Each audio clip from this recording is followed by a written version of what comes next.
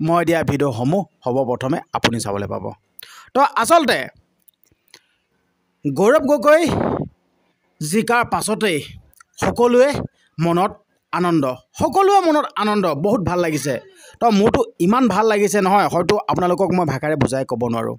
তো গৌৰৱ গগৈয়ে মাজুলীত উপস্থিত হৈ দুটামান কথা কৈছিল। হয়, তো গৌৰৱ গগৈয়ে কৈছে এয়া মাত্ৰ খেল খেলিছোঁহে, আৰম্ভণিহে, মাত্ৰ খেল খেলিছোঁহে।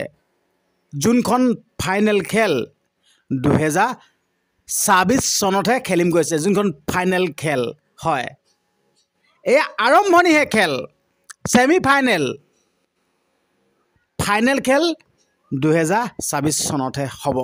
হয়, সঁচাকৈ আমি নৱপ্ৰজন্মই যেনেদৰে গৌৰৱ গগৈক আমি কৈছোঁ আমি আছোঁ লগত, আমি আছোঁ। মইতো গৌৰৱ গগৈয়ে যেতিয়া নিৰ্বাচনত প্ৰচাৰত নামিছিল তেতিয়া প্ৰত্যেক দিনাখনে মই 4-5টা ভিডিঅ' প্ৰেৰণ কৰিছোঁ। কাৰণ কেলৈ আমাক লাগে গৌৰৱ গগৈ ইমান এজন ভাল মানুহ, আৰু গৌৰৱ গগৈৰ দৰে কোনো এজন মানুহ নোলাব।